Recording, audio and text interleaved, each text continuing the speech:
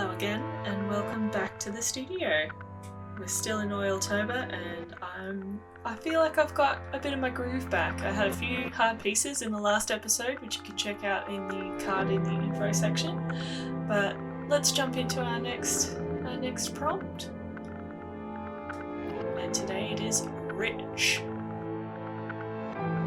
Rich really got me thinking as a prompt because simply painting in gold seems, fine, and it makes sense because all my paper has the gold and copper leaf in it, but I wanted to do something that was a bit more introspective.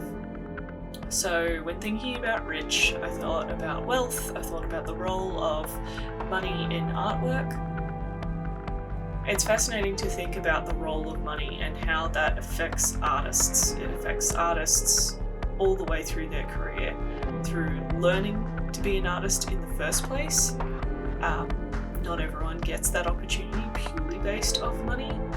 Through how you learn to be an artist, at what degree do you get high-end schooling, do you get international opportunities, do you get one-on-one mentoring, do you get learning out of a book or just off internet videos. There's so many different kinds of ways to learn to be an artist, but it is all affected by money.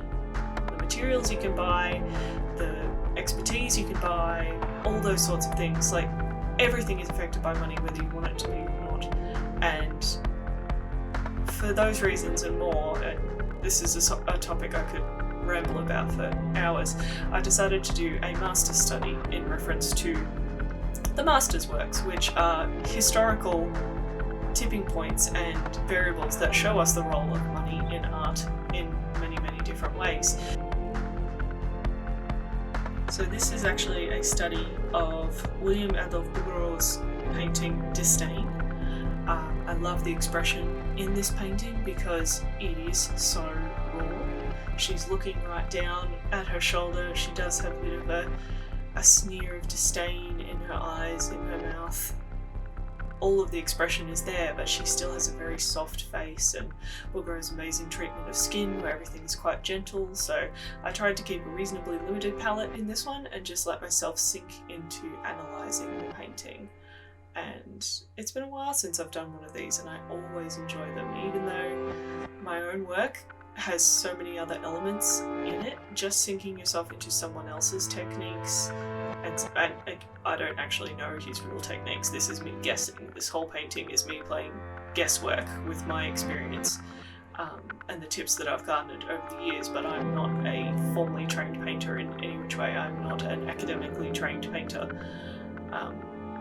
Everything I've learned has come from workshops and tips and tricks and books and things like that, and I'm not upset about that. It's made me who I am. It's just, that's my road, and everyone has their own road, and I don't think anyone should be ashamed for that, but I think we do need to recognise the role of wealth in art and how that works as part of the artist's story and as part of the work's story. So yeah, that's this one.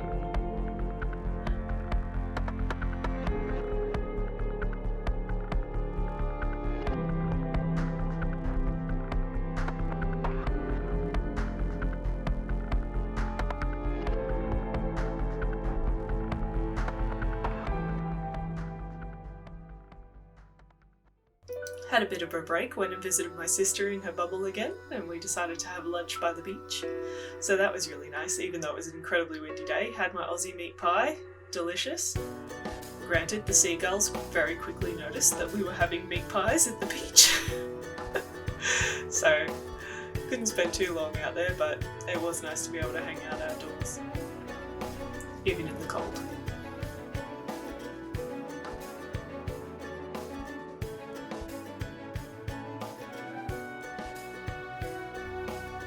What's my next prompt?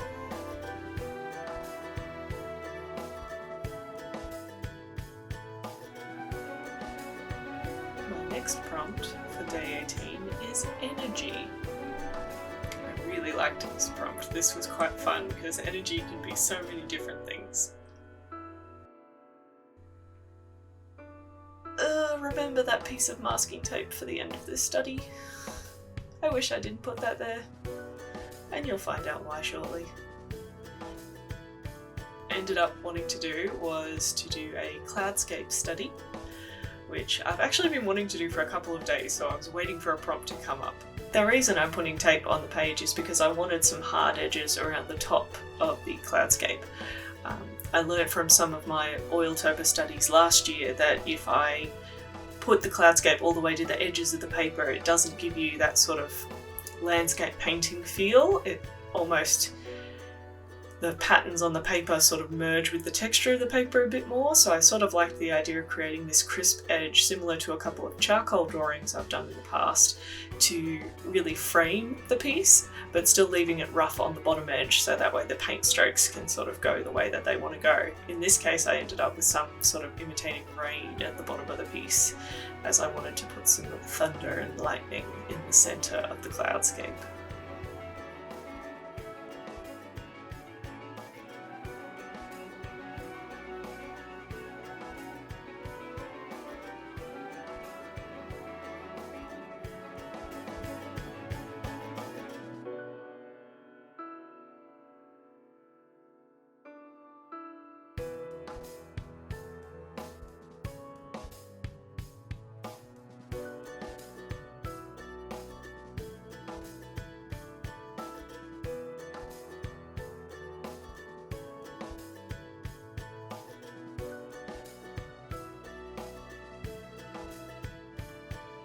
There she is.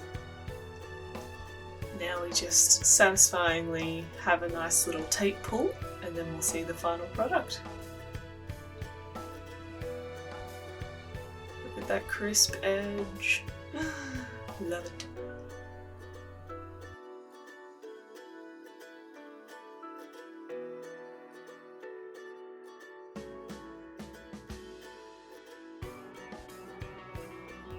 Oh no, here it comes. Remember when I said I wish I didn't put that piece of tape on the paper? Even though I put 2 layers of primer down, the tape was too strong and it gripped right onto the leaf and tore it from the paper. Oh, I'm so sad. That big chunk of gold. Classy move, Liz. The painting's okay, there's just a little bit of raw paper at the top and I'm gonna miss that big chunk of gold.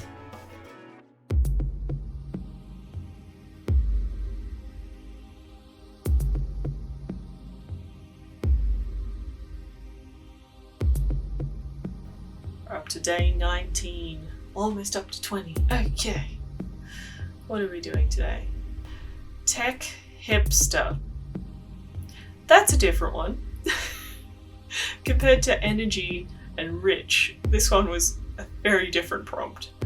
It took me a while to figure out what I wanted to do, and I ended up finding an image of, does anyone remember Google Glasses or Google Glass? It was this really cool gadget that came out around 2012 and it was in beta testing for ages. This little sort of holographic screen that sat in front of your eye and you could use your computer while you were just wearing these glasses all day. And then it just kind of disappeared and no one talked about it anymore. And I'm like, what happened to this cool technology gadget that we were all meant to revolutionize our lives with? It was meant to be the next big thing after the smartphone.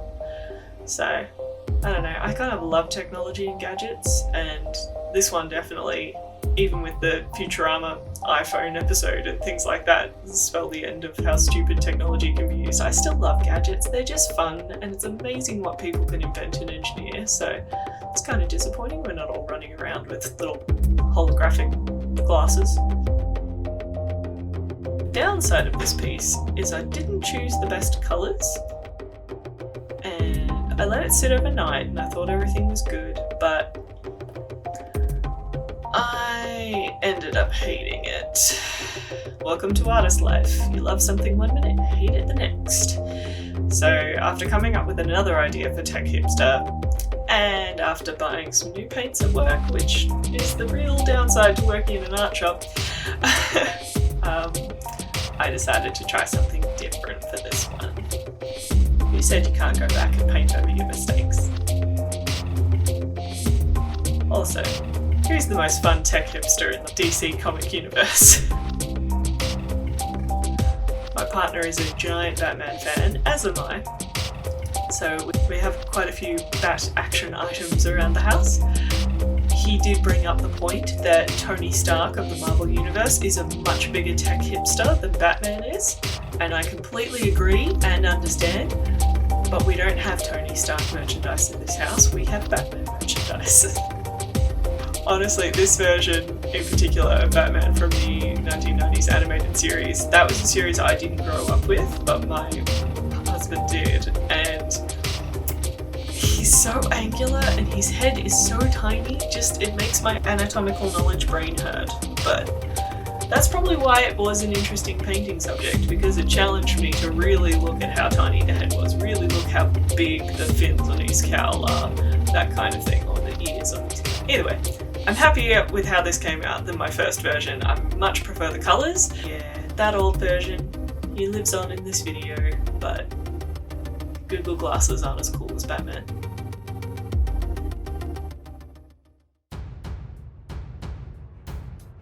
And we're here, we're up to day 20.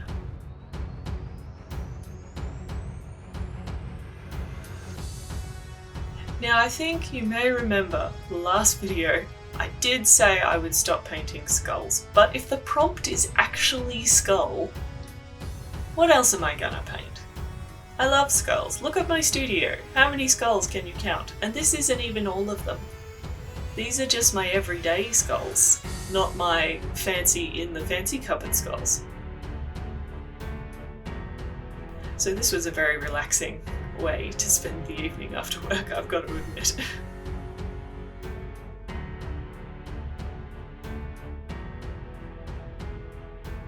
I think what fascinates me about skulls is the fact that they are an organic form with all the information of a face, but so many more planes, so many more turns and shapes and nooks and crannies, and because they are so wonderfully solid yet fragile, they have these areas that are thin and almost translucent and other areas that are thick and hard like the forehead. So skulls are just absolutely fascinating. I would really like another skull that, like a skull replica. My one that pictured earlier had an unfortunate accident falling off a table, that's why she has no teeth left, but paintings of skulls will definitely tide me over. This one was entirely painted with Michael Harding Amethyst and Titanium White. I love this colour.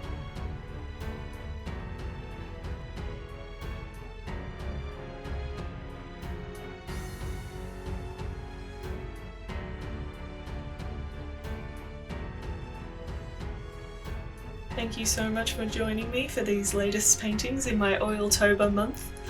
I'm super pumped and I'm in a really good groove now of how they're going. I think this is where you start feeling the effect of painting every day, which is super lovely. I will have another video later this week featuring my piece in the Modern Eden exhibition Midnight Garden, which is my first ever international showing, curated by Beautiful Bazaar magazine. So please join me in the next video to see how that work finished up. The first part of that video is on my channel right now, and you can see a link for that here on the side. Thank you so much for joining me. Please hit subscribe, and I'll see you next time. Bye.